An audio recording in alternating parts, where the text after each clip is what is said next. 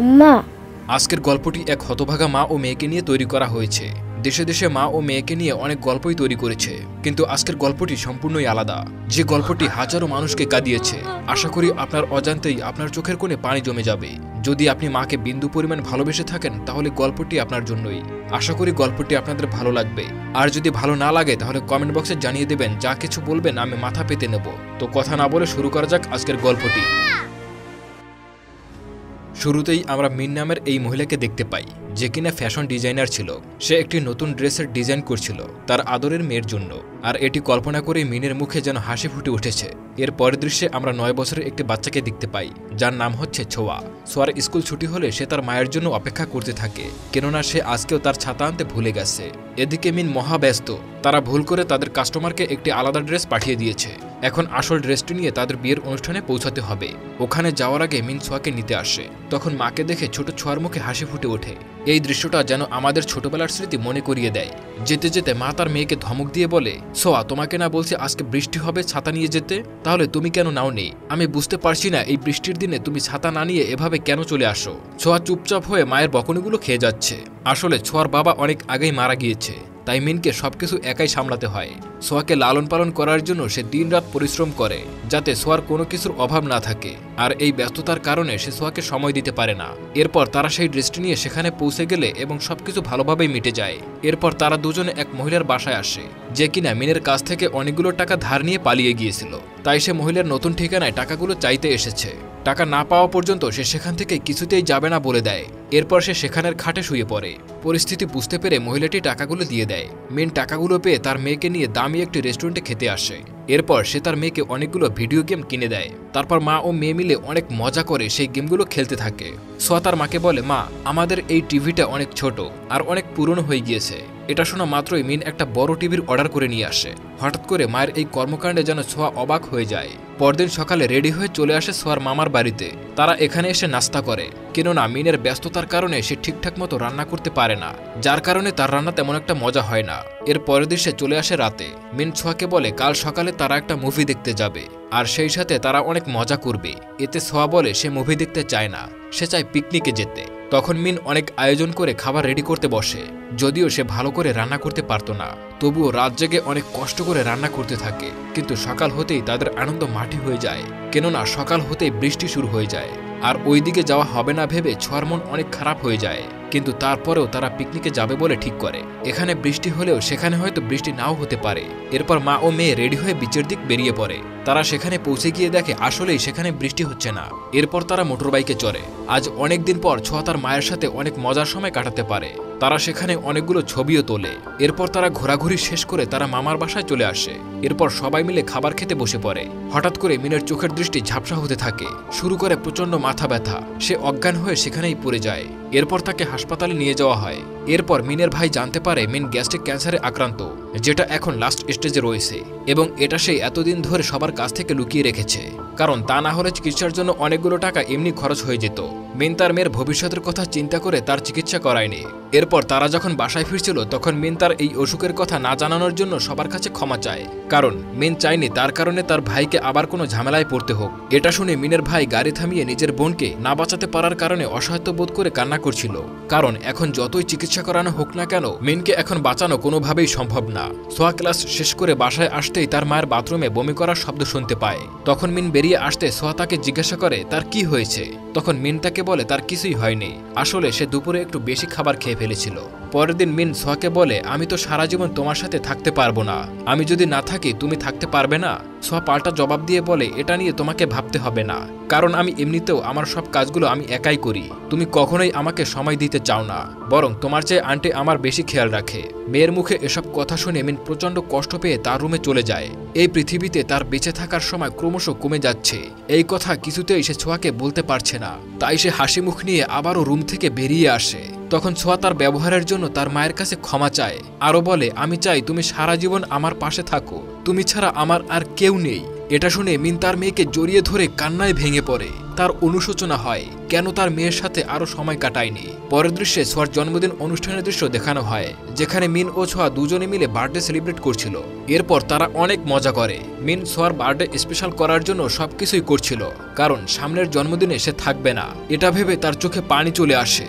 এরপর রাতে মিন তার মেয়েকে সাইকেল চালানো শেখাতে থাকে। সাইকেলটি অনেক আগেই কেনা হলেও সময়ের অভাবে মিন তাকে শেখাতে সুযোগ পায়নি। তখন সাইকেলের পিছনে দৌড়তে গিয়ে তার পেটে প্রচন্ড ব্যথা শুরু হয়, কিন্তু সে চুপচাপ সহ্য করতে থাকে। এভাবে অনেক চেষ্টার পর সোয়া একা একা সাইকেল চালাতে পারে। এদিকে মিন আর সহ্য করতে না পেরে সে সেখানেই বসে পড়ে। সোয়া তখন পিছন ফিরে দেখে তার মা অনেক দূর বসে আছে। তখন তার হাসি খুশি মুখটি নিমিষেই মলিন হয়ে যায়। এরপর রাতের বেলা সে তার মাকে লুকিয়ে অনেকগুলো মেডিসিন নিতে দেখে। ছোট্ট ছোঁয়ার আর বুঝতে বাকি থাকে না যে তার মায়ের শরীর একদমই ভালো নেই। পরের দিন সকালে মিন তার ডাক্তারের সাথে দেখা করতে আসে। এদিকে ছোঁয়া যখন তার মামির সাথে ঘরে ফিরছিল, তখন সে তার মামিকে জিজ্ঞাসা করে তার মায়ের কি বড় কোনো অসুখ হয়েছে, কারণ সে তার মাকে প্রতিদিন বমি করতে দেখে, যার জন্য তার মাকে অনেকগুলো মেডিসিন নিতে হয়। এই প্রশ্নে কি জবাব দেবে তা সে কিছুই বুঝতে পারে না। তখন ছোঁয়া আরো বলে, আমি সবকিছুই বুঝতে পারছি, আমার মা আর বেশি দিন বাঁচবে না, তাই না? তখন সে এর জবাব না দিতে পারলেও ছোঁয়া বুঝতে পারে তার মায়ের হাতে আর বেশি দিন সময় নেই। এরপর ছোঁয়া তার মামিকে বলে সে যে এই কথাটি জেনে গেছে, এই কথাটি যেন তার মা না জানে, এতে তার মায়ের কষ্টটা আরো বেড়ে যাবে। তাই পরদিন সকালে ছোঁয়া স্কুলে যাওয়ার জন্য একাই রেডি হতে থাকে। আর এদিকে মিন আবারও বাথরুমে গিয়ে বমি করছিল। তবে ছোঁয়া সবকিছু শুনেও না শোনার ভান করে তাকে বিদায় জানিয়ে স্কুলের দিক রওনা হয়। সে চেষ্টা করছিল নিজেকে ধরে রাখতে, কিন্তু সে পারে না। তাই ঘর থেকে বের হয়ে ছোট্ট ছোঁয়ার চোখ জলে ভরে ওঠে। এরপর ক্লাসে বসে পুরোটা সময় সে তার মায়ের কথাই ভাবতে থাকে, কিন্তু একবারও সে তার মাকে ফোন করে আসতে বলে না। সে বৃষ্টিতে ভিজে যাবে বলে পা বাড়াতেই এমন সময় তার মা ছাতা নিয়ে সেখানে আসে। মাকে দেখে সে অনেক বেশি খুশি হয়ে যায়। এরপর দুজনে তাদের বাসায় ফিরে আসে। আর মিন তার মেয়ের জন্য সেই বিয়ের ড্রেসটি প্রস্তুত করতে থাকে। তখন ছোঁয়া তাকে জিজ্ঞাসা করে, আচ্ছা মা, তোমার তো বিয়ে হয়েছে, কিন্তু তোমার কেন এমন ড্রেস নেই? তখন তার মা মিন বলে, কারণ তোমার বাবার তখন এতটাও টাকা ছিল না। তখন ছোঁয়া বলে, মা তাহলে আমাকে এখনই এমন একটা ড্রেস পরে দেখাও। তাই তার মা মিন তখন সেখান থেকে একটি ড্রেস পরে তৈরি হয়। তখন ছোট্ট ছোঁয়া মুগ্ধ হয়ে তার মায়ের দিক তাকিয়ে থাকে। মা যে কত সুন্দর তা যেন প্রথমবার সে বুঝতে পারছে। এরপর তারা সেখানে নাচতে শুরু করে। আর তখনই মিনের ভাই তার সাথে দেখা করতে আসে, কিন্তু মামের এমন সুন্দর মুহূর্তে দেখে তার আর ভেতরে যেতে মন চায় না। তাই রুমের বাইরে দাঁড়িয়ে সে এই সুন্দর মুহূর্তটি উপভোগ করতে থাকে। পরের দিন ছোঁয়া ভাবে স্কুলে যাবে না এবং সে আজকের দিনটা তার মায়ের সাথে কাটাবে বলে ঠিক করে। সে ঘুমিয়ে স্বপ্ন দেখে তার মায়ের সাথে একটি বিচে ঘুরতে গিয়েছে, কিন্তু হঠাৎ করে তার মা কোথায় যেন হারিয়ে যায় আর তাকে কোথাও খুঁজে পাওয়া যায় না। এমন সময় ছোঁয়ার ঘুম ভেঙে যায়। সে ভয়ে ভয়ে তার মায়ের নাকের কাছে একটা আঙুল নিয়ে নিঃশ্বাস চেক করে, আর সে নিশ্চিত হয় তার মা বেঁচে আছে। এরপর ছোঁয়া রেডিওতে পাঠাবে বলে তার মায়ের জন্য একটা চিঠি লিখতে থাকে। আর এই কাজে তার এক মাস্টার তাকে সাহায্য করে। এদিকে মিন যেহেতু কাজ করতে পারে না, তাই সে তার শিমুজিকে বলে দেয় তার পরিবর্তে একজন নতুন মানুষ রাখতে। কিন্তু শিমুজি ধরে নেয় সে হয়তো বেশি বেতনের জন্য অন্য কোথাও কাজে চলে যাচ্ছে। তাই রেগে গিয়ে তার উপর অনেক চেঁচামেচি শুরু করে। তখন মিন বলে সে খুব শীঘ্রই মারা যাবে, কারণ সে গ্যাস্ট্রিক ক্যান্সারে আক্রান্ত। এটা শুনে শিমুজি অবাক হয়ে যায়, আর সে বুঝতে পারে মিন কেন তার মেয়ের জন্য বিয়ের ড্রেস বানাচ্ছিল। এদিকে মিনের অবস্থা দিন দিন আরো খারাপ হয়ে যাচ্ছিল। তাই ছোঁয়া তার মেয়েকে নিয়ে মামার বাড়ি চলে যায়, যাতে সবাই মিলে তার ভালো মন্দ খেয়াল রাখতে পারে। এরপর শিমুজি নিজেই ছোঁয়ার জন্য একটা ড্রেস বানাতে বসে পড়ে, কারণ তাদের হাতে বেশি সময় নেই। অসুস্থ শরীর নিয়ে মিন যেন অনেক যত্ন করে সেই ড্রেসটিতে অনেক দামি দামি পাথর ও মুক্তা বসাতে থাকে। রাতে ডিনারের সময় মিন দুষ্টুমি করে ছোঁয়ার খাবারে চামচ ডুবিয়ে দেয়। তখন এটা নিয়ে তাদের মধ্যে ঝগড়া শুরু হয়। মিন রেগে গিয়ে ছোঁয়াকে নিয়ে রুমে চলে আসে। মিন বলে, তোমার মামা মামি আমাদের জন্য অনেক কষ্ট করেছে, আর তুমি কেন এসব করে তাদের কষ্ট আরো বাড়িয়ে দিচ্ছ? তোমার এমন স্বভাবের জন্য তোমার সাথে কেউ মিশতে চাইবে না। তখন ছোঁয়া কান্নায় ভেঙে পড়ে আর বলে, মা তুমি ছাড়া আমার আর কেউ নেই, আর সেই তুমি আমাকে ছেড়ে চলে যেতে চাইছো। প্লিজ মা, আমার সাথে এমন করো না, আমি যে তোমাকে অনেক মিস করব। ছোঁয়ার কথা শুনে মিন তার ভাষা হারিয়ে ফেলে। এই ছোট্ট মেয়েটিকে ফেলে তার অসময়ে চলে যেতে হবে, এটা ভেবে সেও কান্নায় ভেঙে পড়ে। এরপর রাতের বেলায় মিনের শরীর প্রচন্ড খারাপ হতে শুরু করে। তখন সে ছোঁয়াকে বলে তাকে একটা ঘুম পাড়ানি গান শোনাতে। তাই ছোঁয়া তাকে ঘুম পাড়ানোর জন্য গান শুরু করে, কিন্তু কিছু সময় গান শোনানোর পর সে খেয়াল করে তার মা আর শব্দ করছে না। এরপর ছোঁয়া উঠে দেখে তার মা প্রচন্ড যন্ত্রণায় অচেতন হয়ে আছে।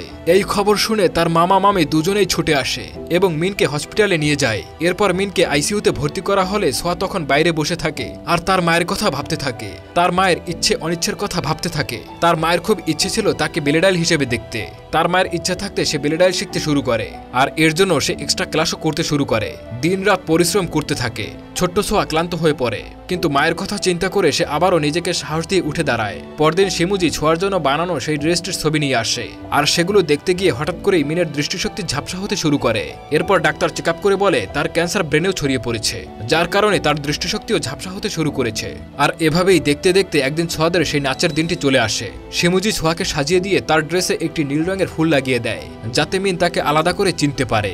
এরপর নাচ শুরু হয়। ছোট্ট ছোঁয়া তার সমস্ত দুঃখ ভুলে আনন্দে নাচতে শুরু করে, কারণ সে আজ তার মায়ের স্বপ্ন পূরণ করতে পেরেছে। এদিকে মিন তখন তার ঝাপসা দৃষ্টি দিয়ে তার মেয়ের নাচ দেখতে থাকে, আর সেই নীল ফুলটা দিয়েই সে তার মেয়েকে কোনো মতো চিনে নেয়। আনন্দ আর কষ্ট এই দুইটাই অনুভূতি যেন মিনকে একসাথে ভাসিয়ে নিয়ে যাচ্ছে। এরপর রাতের বেলা ছোঁয়া তার মাকে জড়িয়ে ধরে রেডিও শুনতে বসে, কারণ সে তার মায়ের জন্য যে চিঠিটা লিখে পাঠিয়েছিল সেটা আজ রেডিওতে পড়ে শোনানো হবে। কিন্তু সারাদিনের অনেক পরিশ্রমের ফলে ছোট্ট ছোঁয়া অনেক ঘুম পাচ্ছিল। অনেক কষ্ট করেও ছোঁয়া জেগে থাকতে পারে না, তাই সে ধীরে ধীরে ঘুমিয়ে পড়ে। আর তখন রেডিওতে তার চিঠিটি পড়ে শোনানো হয়, আর মিন তো অবাক হয়ে চিঠির কথাগুলো শুনতে থাকে। ছোঁয়া চিঠিতে লিখেছে, মা, আমি অনেক খুশি আছি যে তোমার মেয়ে হয়ে জন্মিয়েছি, কিন্তু রান্না করা আর ব্যস্ততার কারণে আমাকে সময় দিতে পারো না বলে আমি তোমাকে কতই না কথা শুনিয়েছি, আর এজন্য তুমি আমাকে ক্ষমা করে দিও। আমি কথা দিচ্ছি আমি তোমার সাথে আর কখনোই ঝগড়া করব না। প্লিজ তুমি আমাকে ছেড়ে যেও না, আমি যে তোমাকে ছাড়া থাকতে পারবো না। আমি তোমাকে অনেক ভালোবাসি মা। ইতি তোমার ছোঁয়া। মেয়ের কথাগুলো শুনে মিনের চোখে পানি চলে আসে। ছোঁয়াকে জড়িয়ে ধরে সে তার কপালে একটা চুমু দেয়, আর এভাবেই মিন তার আদরের মেয়েকে বুকে জড়িয়ে ধরে একসাথে ঘুমিয়ে যায়। এরপর সকাল হয়। ছোঁয়া ঘুম থেকে উঠে তার মাকে ডাকে, কিন্তু মা এবার আর কোনো সাড়া শব্দ করে না। ছোঁয়া বুঝতে পারে তার মা এবার তাকে ছেড়ে চিরদিনের জন্য তার বাবার কাছে চলে গেছে। এরপর ছোঁয়া বাইরে এসে চুপচাপ দরজার সামনে দাঁড়িয়ে থাকে। কিছুক্ষণ পর ডাক্তার তার মাকে চেক আপ করতে আসলে ছোঁয়া তাদেরকে ঢুকতে দিতে চায় না। সে বলে তার মা অনেক ক্লান্ত হয়ে ঘুমিয়ে পড়ছে, সে চায় না তার মাকে আর কেউ বিরক্ত করুক। তখন ডাক্তাররা বুঝতে পারে মিন হয়তো আর বেঁচে নেই, তাই তারা জোর করেই ভিতরে ঢুকে পড়ে। আর ছোঁয়া বারবার চিৎকার করে বলতে থাকে, আমার মা মরেনি, সে বেঁচে আছে, প্লিজ তোমরা তাকে কোথাও নিয়ে যেও না। সত্যি বলতে এই মুহূর্তটা ছিল খুবই কষ্টের। আমি মুভিটি এক্সপ্লেন করতে গিয়ে নিজের চোখের পানি ধরে রাখতে পারছি না। ছোট্ট এই মেয়েটির জন্য এই সময়টা যে কতটা কষ্টকর তা শুধুমাত্র সেই অনুভব করতে পারছে। মা বাবা হারানোর মতো কষ্ট তো এই পৃথিবীতে আর নেই। এমন সময় ছোঁয়ার মামা মামিও সেখানে পৌঁছে যায়। তখন মামিও ছোট্ট ছোঁয়াকে জড়িয়ে ধরে কাঁদতে থাকে, আর এই দৃশ্যটি আসলেই অনেক কষ্টের ছিল। এরপর দৃশ্য পরিবর্তন হলে আবারও একটি বৃষ্টির দিন দেখতে পাই। ছোঁয়া তার ক্লাস শেষ করে বাইরে বেরিয়ে আসে, আর আকাশের দিক তাকাতেই তার মুখে হাসি ফুটে ওঠে। সে মনে করতে থাকে বৃষ্টির দিনে ছাতা না নিয়ে আসার কারণে তার মা তাকে কতই না জ্বালিয়েছে, কিন্তু এবার সে আর ছাতা আনতে ভুলে যায়নি। সে তার ব্যাগ থেকে ছাতাটা বের করে, একটা মিষ্টি মাখা হাসি দিয়ে তার বাসার দিক রওনা হয়ে পড়ে। এরপর অনেক বছর পার হয়ে গেলে আমাদেরকে ছোট্ট ছোঁয়াকে দেখানো হয়। সে অনেক বড় হয়ে গেছে, আর আজকের দিনটা তার কাছে একটি বিশেষ দিন, কারণ আজকে তার বিয়ে হতে যাচ্ছে। আর ছোঁয়া তার মায়ের বানানো সেই ড্রেসটি পরে তার বিয়ের জন্য রেডি হয়। তার মা আজকে তার সাথে নেই, কিন্তু তার মায়ের অফুরন্ত ভালোবাসা এবং আশীর্বাদ সবসময় তার সাথেই থাকে। আর এই সুন্দর মুভিটি এখানেই শেষ হয়ে যায়। সত্যি বলতে এটা আমার দেখা সেরা কষ্টের একটি মুভি। আমি মুভিটি এক্সপ্লেন করতে গিয়ে নিজেই অনেক ইমোশনাল হয়ে পড়ছি। তো ভিউয়ার্স, আপনাদের কেমন লাগলো আজকের মুভিটি অবশ্যই কমেন্ট করে জানাবেন। আপনাদের সুন্দর সুন্দর কমেন্ট আমাকে ভিডিও বানাতে উৎসাহিত করে। সেই সাথে এতক্ষণ আমাদের ভিডিওটি দেখার জন্য অসংখ্য ধন্যবাদ। আর আমার এই চ্যানেলটি সাবস্ক্রাইব করার জন্য অনুরোধ থাকলো।